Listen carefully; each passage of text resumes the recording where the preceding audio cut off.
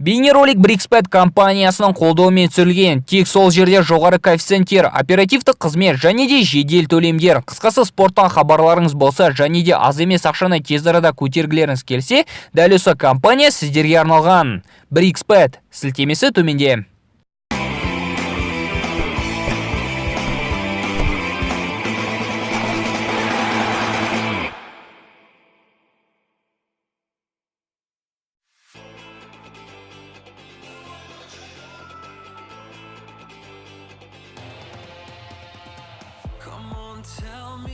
Эден Азардың Мадридтік Реалдың сапына ауысуы жөнінде соңғы 4-5 жылда өте көп сөз айтылды.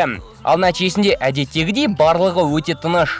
Реалға ауысуы мүмкін футболшылар топтамасы жайлы шыққан бейнероликте бельгиялық плеймейкердің ауысымы 100-90%-ға теңдеген еді. Шынымен де Флорентино Перес ойыншыға қызығушылығын жасырмауда. Зидан Эденді құрамында көргісі келетінін жасырмауда.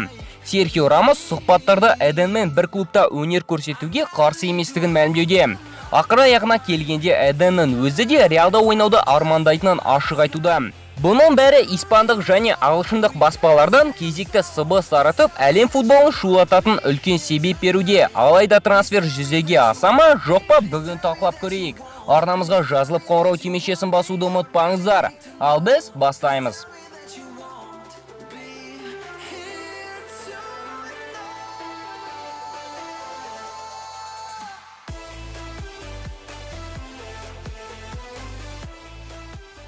Біріншіден Флорентино Перестің 2013 жылдан бері атышулы топ трансферлерден алшақ жүргені барлық патшалық клубтың жанкейлерін жалықтырып бітті.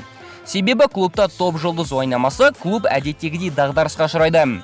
9 жыл бойы бұл жұлдыз Роналду болды. Бүгінде Реалда Роналду жоқ, ал оның орнына өткен жазғы терезеде ешкімді алмау бұл тіпті жай ғана ақмақтық емес. Бір жағынан қарасақ, Реал тарихындағы жанкейлер мен статистика бойынша үздік футболшысына сыйластық танытпау.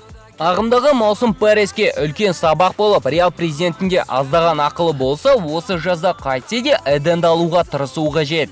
Себебі Зидан әрине дене шынықтыру пәнінің ұстазы емес. Алайда Зиданда кереметтей тактиканың шебері деп те айтпас едім. Тіпті Реалдың 3 чемпиондар кубогінде де Зидан небәрі 4 схема және 3 түрлі тактика қолданып қана ойнады емес пе. Шығатын қорытынды Зизуға қайткен күнде де топ трансферлер қажет. Қазіргі құраммен Зизу қолынан не келетінін көрсетіп үлгерді. Басқа жағынан қарасақ, тек Реалға азар емес, Эденнің өзіне де Реалға ауысу ауадай қажет. Футболшының жасы 28-де. Топ формадан айырылу шағы алыс емес, демек үлкен өзгерістер қажет.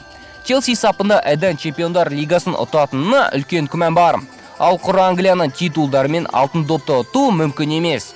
Мадридтік Реалда Эденда тек бірінші топ жұлдыз атану ғана емес, ең престижді жеке жүлдеге үміткер болуға керемет мүмкіндік бар.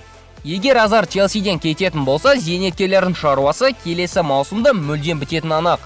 Биылғыда Еуропа лигасын жеңу түгілі турнирлік кестенің үштігіне кіру қиындау болары сөзсіз. Себебі өткенде ғана УЕФА трансферлік банды алмайтындықтарын хабарлады. Сол себепті Челси алдағы 2 терезеде ешкімді сатып ала алмайды. Бейнероликті ұзаққа созбай жағдайда толық қорытындылап өтейік. Мадридтік Реалға қазіргі күні Эден сияқты топ футболшыны алу ауадай қажет. Азарға тек Челси тарихындағы емес, футбол тарихындағы үздіктердің қатарында болу үшін бұл ауысым өте тиімді. Және әрине Челсиге Эденді дәл қазір жіберу өте қолайсыз.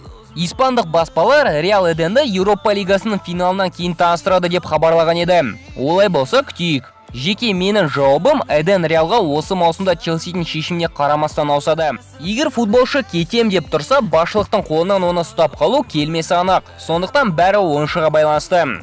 Олай болса, пікірлеріңізді комментарияда күтем. Келесіде кездескенше достар, футбол бірінші орында.